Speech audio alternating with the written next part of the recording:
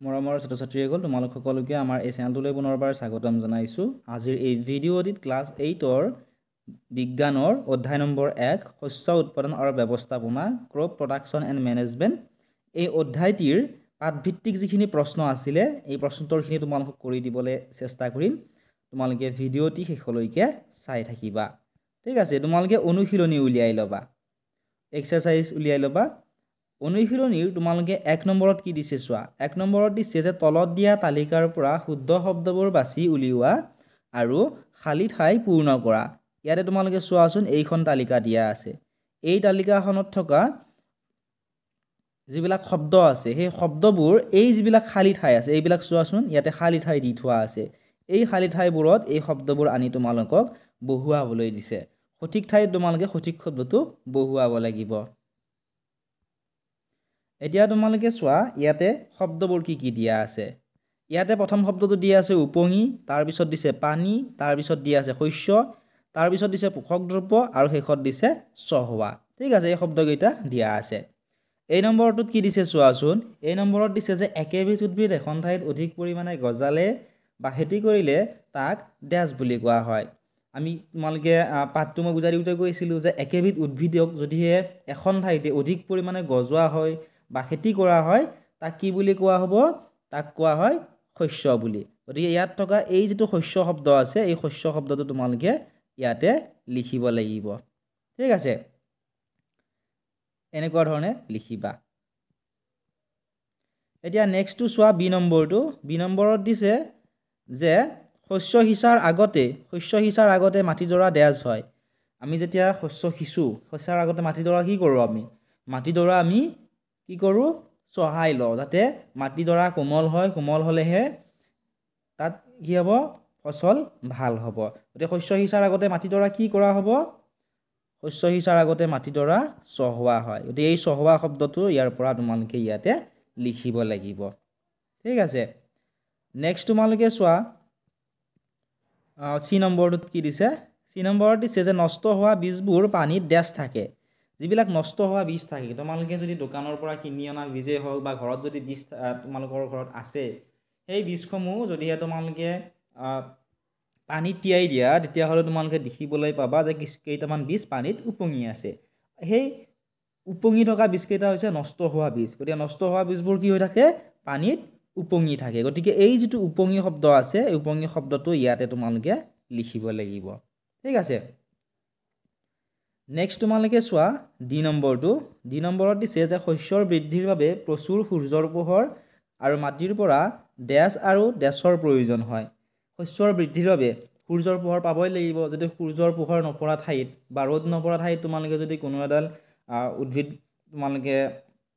ডাঙৰ কৰিবলৈ চেষ্টা কৰা, তাত কি হ'ব?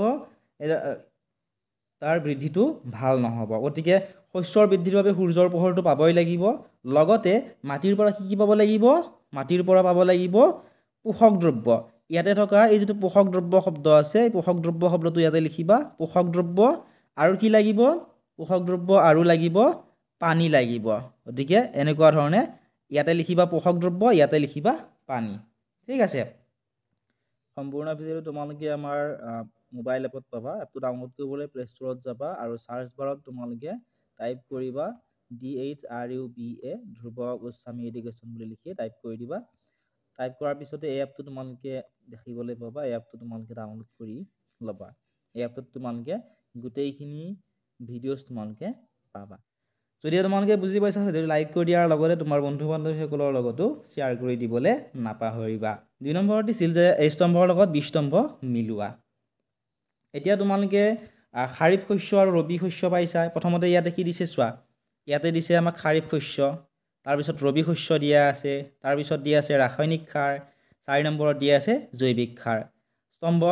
বিধ দিয়া আছিলে এই নম্বৰত গৰুৰ খাদ্য, বি নম্বৰত দিছিলে ইউৰিয়া আৰু ছুপাৰ ফছফেট, চি নম্বৰত দিছিলে পানীৰ বৰ্জিত দ্ৰব্য, গৰুৰ গোবৰ, গৌমূত্ৰ আৰু উদ্ভিদৰ অৱশিষ্ট দ্ৰব্য,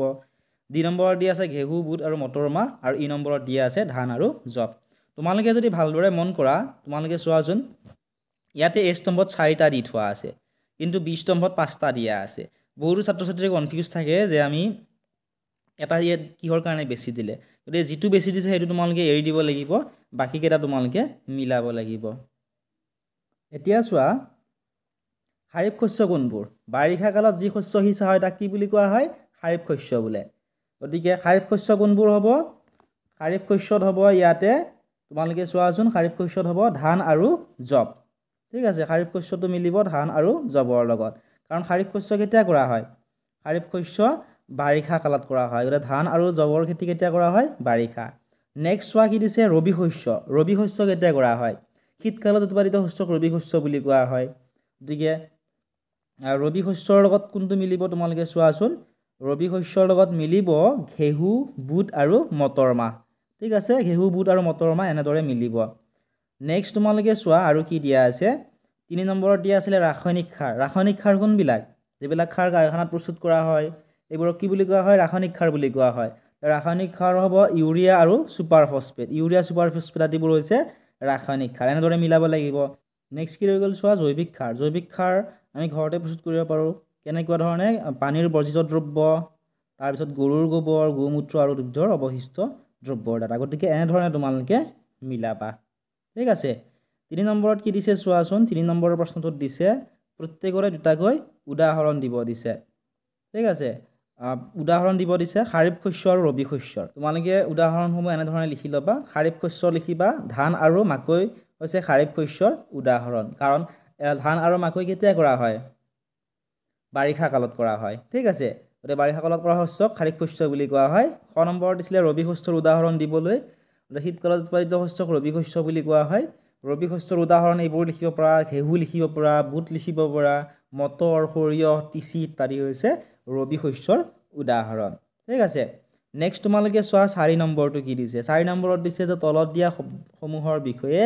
নিজা শব্দৰে একোটাকৈ দফা লিখা ইয়াতে ক নম্বৰ দিছিলে মাটি চহোৱাৰ বিষয়ে অলপমান তোমালোকক দফা হিচাপত লিখিব দিছে মই বহুত বেছি দীঘলীয়াকৈ তোমালোকক দিয়া নাই চমুকৈ লিখি দিছোঁ ঠিক আছে চাই যোৱা মাটি চহোৱা কাক কয় যে মাটি ঢিলা কৰা বা কোমল কৰা পদ্ধতিটোক মাটি চহোৱা বোলে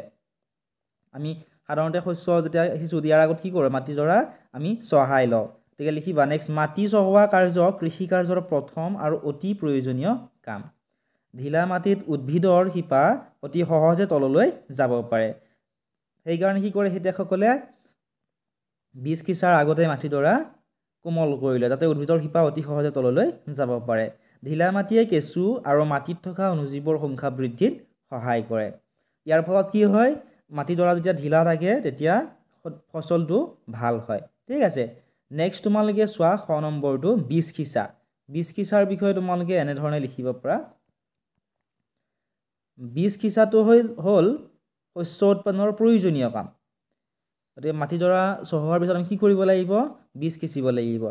বীজ সিঁচাৰ আগতে উন্নত জাতৰ বীজ বাছি ল'ব পাৰে উন্নত জাতৰ যদি আমি বীজ বাছি লওঁ তেতিয়া কি হয় খেতি আৰু বেছি ভাল হয় সমভাৱে সমান দূৰত্ব আৰু গভীৰতাত বীজবোৰ সিঁচিব লাগে বীজবোৰ এনেই আমি পেলাই দিলে নহ'ব কাৰণ এঠাইতে যদি বহুতবোৰ বীজ পৰি যায় তাত কি হ'ব অধিক পৰিমাণে তাৰ পৰা গজালি মেলিব গতিকে সমভাৱে সমান দূৰত্ব ৰাখি আমি বীজবোৰ সিঁচিব লাগে আৰু বীজ সিঁচাৰ পাছত বীজবোৰ মাটিৰে ঢাক খুৱাই দিব লাগে কিহৰ কাৰণে মাটিৰে ঢাক খুৱাই দিব লাগে যাতে পোক পৰুৱা বা আন কোনো বস্তুৱে সেই বীজবোৰ খাই নেপেলায় সেইকাৰণে মাটিৰে ঢাক দি থ'ব লাগে নেক্সট চোৱা 9 নম্বৰত দিছিলে বনবাত নিৰুৱা মানে কি অপতৃণ আঁতৰোৱাকে বনবাত নিৰুৱা বুলি কোৱা হয় এতিয়া অপতৃণ কোনবোৰ যেনে ধৰা আমি ধান খেতি কৰিলোঁ ধান খেতি কৰোঁতে আমি তাত সাৰ আদি আমি প্ৰয়োগ কৰোঁ সাৰ পানী প্ৰয়োগ কৰোঁ ইয়াৰ ফলত কি হয় তাত অলাগতিয়াল কিছুমান উদ্ভিদ তাত গজে সেইবোৰক কি বুলি কোৱা হয় অপতৃণ বুলি কোৱা হয় গতিকে আৰু সেই অপতৃণ আঁতৰোৱাকে বনবাত নিৰুৱা বুলি কয় যিহেতু অপতৃণৰো শস্যৰ পানী পোষক দ্ৰব্য আৰু পোহৰৰ আৱশ্যক হয় সেইবাবে অপতৃণ নিৰুৱা অতি প্ৰয়োজন কাৰণ আমি খেতিৰ ধান খেতিখিনি ভাল কৰিবৰ বাবে আমি সাৰ প্ৰয়োগ কৰোঁ তাত যদি অলাগতিয়াল উদ্ভিদবোৰ গজে সেই উদ্ভিদবোৰৰ কি কৰিব সেই সাৰখিনি বা পানীখিনি সিহঁতেও শুহি ল'ব ফলত কি হ'ব খেতিখিনি আমাৰ ভাল নহ'ব পাৰে গতিকে যদি আমি অপতৃণখিনি উভালি নেপেলাওঁ শস্যৰ বৃদ্ধিত প্ৰভাৱ পেলাব সেইকাৰণে আমি বনবাত বা অপতৃণ আমি আঁতৰাব লাগে নেক্সট চোৱা 10 নম্বৰটো মৰণা মৰাৰ বিষয়ে লিখিব দিছে এনেধৰণে লিখিবা শস্য চপোৱাৰ পিছত এটা অতি দৰকাৰী কাম হ'ল মৰণা মৰা চপোৱা শস্যৰ বীজবোৰ সীহ আৰু গা গছৰ পৰা পৃথক কৰা প্ৰক্ৰিয়াকে মৰণা মৰা বোলে গৰু ম'হ ট্ৰেক্টৰ আদিৰ দ্বাৰা মৰণা মৰা হয় যেতিয়া আমি ধৰা ধান খেতিখিনি কৰিলোঁ কৰাৰ পিছত আমি কি কৰোঁ ধান খেতি এই ধানখিনি আমি ঘৰলৈ লৈ আহোঁ অহাৰ পিছত আমি কি কৰিব লাগে গৰু ম'হ বা ট্ৰেক্টৰ আদিৰ দ্বাৰা মৰণা মাৰোঁ গতিকে এনেকুৱা ধৰণে তোমালোকে লিখিব পাৰা ঠিক আছে যদিহে তোমালোকে ভিডিঅ'টো চাই ভাল পাইছা তোমাৰ বন্ধু বান্ধৱীসকলৰ লগতো ভিডিঅ'টো শ্বেয়াৰ কৰি দিবলৈ নাপাহৰিবা আৰু সম্পূৰ্ণ ভিডিঅ'টো তোমালোকে আমাৰ মোবাইল এপত পাবাই কুৱেশ্যন পেপাৰসমূহো পাবা এতিয়াই তোমালোকে ডাউনলোড কৰি লোৱা 5 নম্বৰটো চোৱা 5 নম্বৰত দিছে যে জৈৱিক সাৰৰ লগত ৰাসায়নিক সাৰৰ প্ৰভেদ কি বৰ্ণনা কৰা এনেধৰণে লিখিব পৰা 1 নম্বৰটো যে ৰাসায়নিক সাৰ কাৰখানাতে প্ৰস্তুত কৰা হয়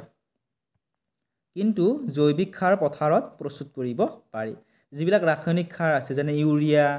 সুপাৰ ফসফেট এইবোৰ হৈছে ৰাসায়নিক সাৰ এই ৰাসায়নিক সাৰবোৰ আমি নিজে ঘৰত প্ৰস্তুত কৰিব নোৱাৰো কাৰখানাত প্ৰস্তুত কৰা হয় কিন্তু যিবিলাক জৈৱিক সাৰ আছে এই জৈৱিক সাৰসমূহ আমি পথাৰতে বা ঘৰতে আমি প্ৰস্তুত কৰি ল'ব পাৰোঁ নেক্সট চোৱা 2 নম্বৰটো লিখিবা এনে ধৰণে ৰাসায়নিক সাৰে মাটিত হিউমাছ যোগান ধৰিব নোৱাৰে কিন্তু জৈৱিক সাৰে প্ৰচুৰ পৰিমাণে হিউমাছৰ যোগান ধৰিব পাৰে যিবিলাক আমি কাৰখানাত প্ৰস্তুত কৰা ৰাসায়নিক সাৰ দোকানৰ পৰা কিনি আনি খেতিত প্ৰয়োগ কৰোঁ সেই ৰাসায়নিক সাৰবোৰে মাটিৰ হিউমাছ যোগান ধৰিব নোৱাৰে সেইকাৰণে কি কয় যে আমাক ৰাসায়নিক সাৰ প্ৰয়োগ কৰিবলৈ বাধা কৰে কাৰণ ৰাসায়নিক সাৰে মাটিত হিউমাছ যোগান ধৰিব নোৱাৰে আৰু লাহে লাহে মাটিৰ দ্বাৰা বেয়া হৈ যায় অৰ্থাৎ তাৰ পৰা ফসল নোহোৱা হয় উৎপাদন নোহোৱা হয় কিন্তু যদি আমি জৈৱিক সাৰ প্ৰয়োগ কৰোঁ জৈৱিক সাৰে কিন্তু প্ৰচুৰ পৰিমাণে হিউমাছৰ যোগান ধৰিব পাৰে নেক্সট তোমালোকে 3 নম্বৰটো লিখিব পৰা বা দুটা লিখিলেও কোনো কথা নাই মই তিনিটা লিখি দিছোঁ যদিহে তোমালোকৰ প্ৰয়োজন বুলি ভাবা লিখি ল'বা ৰাসায়নিক সাৰ এবিধ অজৈৱিক লৱণ কিন্তু জৈৱিক সাৰ এবিধ প্ৰাকৃতিক দ্ৰব্য ঠিক আছে এনেধৰণে তোমালোকে লিখি ল'বা এতিয়া নেক্সট তোমালোকে চোৱা 6 নম্বৰ প্ৰশ্নটো আছিলে জলসিঞ্চন কি পানী সংৰক্ষণৰ কৰা জলসিঞ্চনৰ দুটা পদ্ধতি বৰ্ণনা কৰিব দিছে এতিয়া জলসিঞ্চন কি বুলি যেহেতু কৈছে এনেধৰণে লিখিব পৰা তোমালোকে যে শস্যৰ বিকাশৰ বাবে মাটিৰ আৰ্দ্ৰতা ৰক্ষা কৰিবলৈ বিভিন্ন সময়ত শস্যৰ পথাৰত পানী যোগান ধৰাকে জলসিঞ্চন বোলে ঠিক আছে এতিয়া লিখিবা তোমালোকে পানী সংৰক্ষণ কৰা জলসিঞ্চনৰ দুটা পদ্ধতি ইয়াতে মই লিখি দিছোঁ তোমালোকে লিখিবা প্ৰথমটো দিছোঁ লিখি পানী ছটিওৱা ব্যৱস্থা তোমালোক কিতাপখনতো দি থোৱা আছে তাৰ পৰা তোমালোকে লিখিব পৰা পানীৰ পৰিমাণ কম থকা অসমান ভূমিত এই ব্যৱস্থা অতি উপযোগী যিবিলাক ঠাইত পানীৰ পৰিমাণ কম আছে আৰু যিবিলাক অসমান ভূমি অৰ্থাৎ ভূমি আৰু যিখিনি সমান নহয় এঢলীয়া যিবিলাক ঠাই আছে তেনেকুৱা ধৰণৰ অসমান ভূমিত এই পানী ছটিওৱা ব্যৱস্থাটো অতি উপযোগী এই পদ্ধতিত পানী অহা মূল নলীডালত এটা নিৰ্দিষ্ট দূৰত্বৰ ব্যৱধানত আগমূৰত ঘূৰ্ণনশীল বিন্ধা থকা নলী লম্বভাৱে লগোৱা হয় তোমালোক মই চিত্ৰটো দি দিছোঁ তোমালোকে চিত্ৰটো চাই ল'ব পাৰিবা পাম্পৰ চাপযুক্ত পানী যেতিয়া মূল নলীডালেদি প্ৰবাহিত হয় তেতিয়া ঘূৰ্ণনশীল বিন্ধাৰে পানী জোৰেৰে ওলাই যায় আৰু বৰষুণৰ দৰে শস্যৰ পথাৰত পানীৰ চিটিগনি পৰে তোমালোকে এই চিত্ৰটো চোৱা এই চিত্ৰটো চালে তোমালোকে আৰু ভালদৰে বুজি পাবা নেক্সট যেহেতু আমাক দুটা পদ্ধতি বৰ্ণনা কৰিব দিছে এইটো পদ্ধতিও তোমালোকে লিখিব পৰা আনটো পদ্ধতি হৈছে পানী নিগৰোৱা ব্যৱস্থা এই ব্যৱস্থাত পানী নিগৰাই টুপ টুপকৈ উদ্ভিদৰ গুৰিত পেলোৱা হয় সেয়েহে এই ব্যৱস্থাক পানী নিগৰোৱা ব্যৱস্থা বোলে তোমালোকে চিত্ৰটো দেখিবলৈ পাইছা এই চিত্ৰটো তোমালোকে চোৱাচোন ইয়াত কি কৰা হৈছে টুপ টুপকৈ উদ্ভিদৰ গুৰিত পানী পেলোৱা হৈছে সেইকাৰণে এই ব্যৱস্থাটোক পানী নিগৰোৱা ব্যৱস্থা বুলি কোৱা হয় আৰু এই ব্যৱস্থাই উদ্ভিদক টুপ টুপকৈ পানীৰ যোগান ধৰে ইয়াৰ ফলত কি হয় পানীৰ মুঠেই অপচয় নহয় আৰু যিবিলাক ঠাইত পানীৰ পৰিমাণ কম বা পানীৰ নাটনি তেনেকুৱা ধৰণৰ ঠাইত এই পানী নিগৰোৱা ব্যৱস্থাটো অতি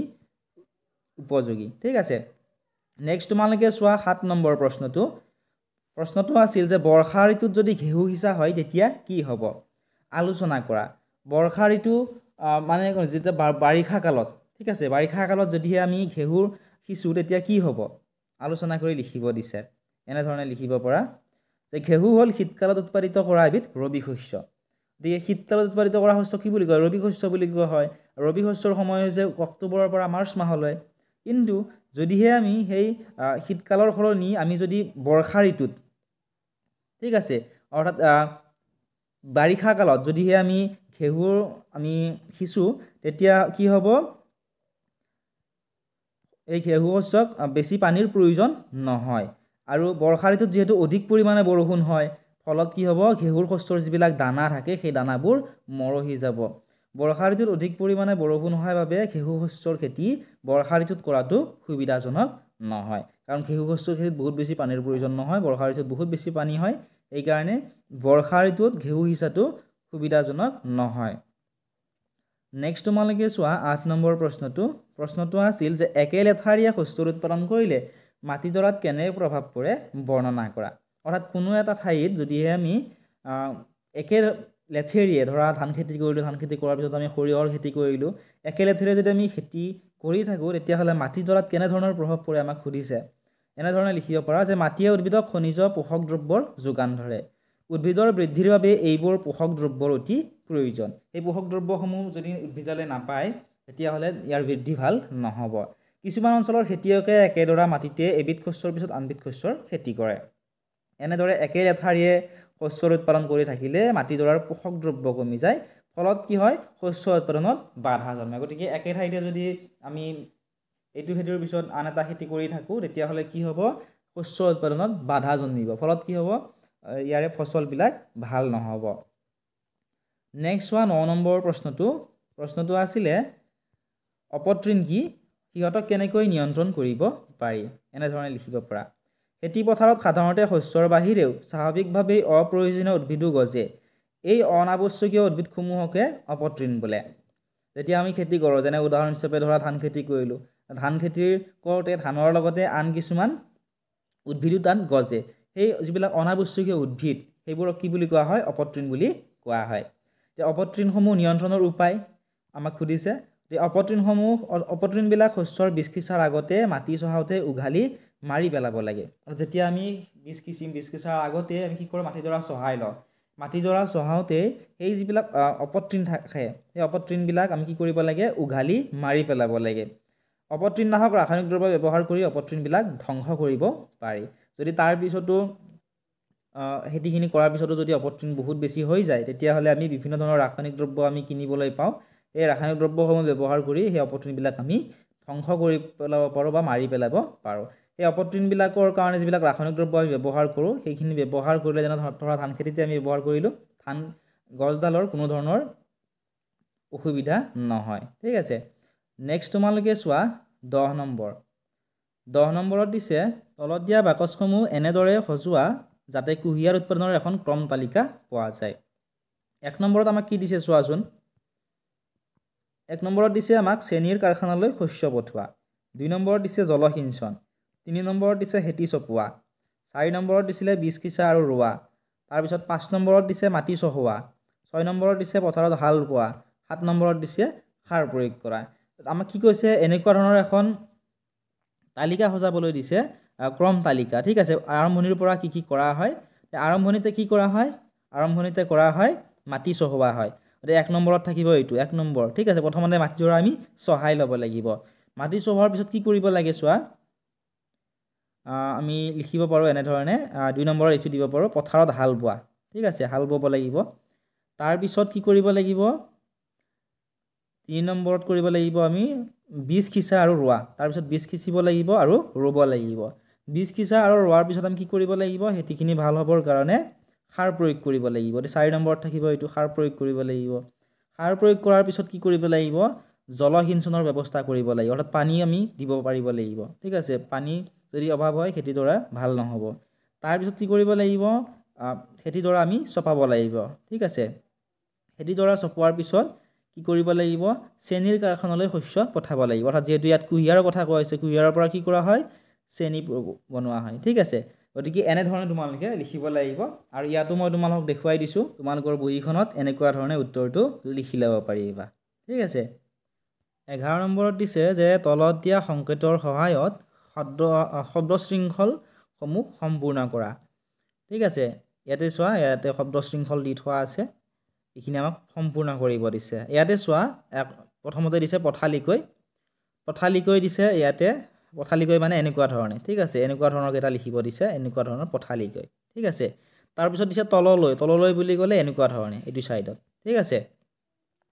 গতিকে ইয়াতে তোমালোকে চোৱা 1 নম্বৰত কি দিছে 1 নম্বৰত দিছে গুটি তো গুটিক আমি কি বুলি জানো বীজ বুলি জানো ইয়াতে চোৱা 1 নম্বৰ ইয়াতে দি থোৱা আছে চোৱা এইটো 1 নম্বৰ গতিকে ইয়াতে আমি কি লিখিলো বীজ লিখিলো ঠিক আছে তোমালোকে আশা কৰিছো বুজি পাইছা গতিকে ইয়াত চোৱা বীজ বুলি লিখিছো কাৰণ ইয়াতে পথালিকৈ দিয়া আছে পথালিকৈ মানে এনে ধৰণে লিখিব দিছে ঠিক আছে তে বীজ লিখিলো নেক্সট তোমালোকে চোৱা পথালিকৈ 4 নম্বৰত কি দিছে চোৱাচোন মাহ জাতীয় উদ্ভিদৰ শিপাৰ টেমুনাত থকা ব্যাকটেৰিয়া 4 নম্বৰ ক'ত আছে চোৱা এইটো চোৱা 4 নম্বৰ ঠিক আছে আৰু আমাক কি দিছে পথালিকৈ অৰ্থাৎ এনেকুৱা ধৰণে লিখিব দিছে এইটো সাইডত এতিয়া আমাক কি কৈছে যে মাহ জাতীয় উদ্ভিদৰ শিপাৰ টেমুনাত থকা ব্যাকটেৰিয়া মাহ জাতীয় উদ্ভিদৰ শিপাৰ টেমুনাত থকা ব্যাকটেৰিয়াক আমি ৰাইজোবিয়াম বুলি জানো গতিকে ইয়াত চোৱা 4 নম্বৰৰ পৰা আৰম্ভ কৰি ইয়াতে হে গৈছে ৰাইজোবিয়াম শব্দটো আমি লিখিছো ঠিক আছে এতিয়া পথালিকৈ হৈ গ'ল এতিয়া তললৈ চাব লাগিব ঠিক আছে তললৈ চোৱা অৰ্থাৎ এইটো সাইডত পথাৰত পানী যোগান ধৰা ব্যৱস্থা কি বুলি কোৱা হয় জলসিঞ্চন এটা যেটো তললৈ বুলি কৈছে চোৱা ইয়াতে 2 নম্বৰত ক'ত আছে চোৱা 2 নম্বৰ হৈছে এইটো 2 নম্বৰ গতিকে ইয়াত কি লিখিছো চোৱা জলসিঞ্চন কাৰণ পথাৰত পানী যোগান ধৰা ব্যৱস্থাকে জলসিঞ্চন বুলি কোৱা হয় নেক্সট তোমালোকে ইয়াৰে পিছৰটো চোৱা 3 নম্বৰত কি দিছে 3 নম্বৰত দিছে যে শীতকালত খেতি কৰা শস্য কি বুলি কোৱা হয় শীতকালত খেতি কৰা শস্যক ৰবি শস্য কোৱা হয় ইয়াতে তোমালোকে চোৱাচোন ইয়াতে 3 নম্বৰ ইয়াত দি থোৱা আছে গতিকে ইয়াতে আমি লিখিলো ৰবি শস্য আশা কৰিছো তোমালোকে বুজি পাইছা নেক্সট তোমালোকে চোৱা 5 নম্বৰত কি দিছে এবিধ ৰাসায়নিক সাৰ দিছে এবিধ ৰাসায়নিক সাৰৰ নাম কি এবিধ ৰাসায়নিক সাৰৰ নাম হৈছে ইউৰিয়া গতিকে ইয়াতে চোৱা এইটো হৈছে 5 নম্বৰ ইয়াতে চোৱা এইটো 5 নম্বৰ গতিকে ইয়াত কি লিখিছো ইউৰিয়া লিখিছো ঠিক আছে নেক্সট তোমালোকে চোৱা 6 নম্বৰত কি দিছে চপোৱা শস্যৰ পৰা বীজ পৃথক কৰা কাম চপোৱা শস্যৰ পৰা বীজ পৃথক কৰা কামক কি বুলি কোৱা হয় মৰণা মৰা বুলি কোৱা হয় 6 নম্বৰ ক'ত আছে চোৱা 6 নম্বৰ ইয়াতে আছে যেহেতু তললৈ বুলি দিয়া আছে ইয়াতে লিখিব লাগিব আমি মৰণা ঠিক আছে এনেকুৱা ধৰণে তোমালোকে লিখি লবা আশা কৰিছো তোমালোকে বুজি পাইছা যদি বুজি পাইছা ভিডিও লাইক কৰি দিয়াৰ লগতে চেনেলটো সাবস্ক্ৰাইব কৰি দিবলৈ নাপাহৰিবা সম্পূৰ্ণ ভিডিওটোৰ লগতে তোমালোকে যিবিলাক MCQs আছে বা এডিশনাল কোৱেশ্চন আনসাৰ আছে তোমালোকে আমাৰ মোবাইল এপতো চাব পাৰিবা আৰু যদি তোমালোক লেসন 2 কোৱেশ্চন আনসাৰ খিনি লাগে কমেন্ট সেকশনত কমেন্ট কৰি জনাবলৈ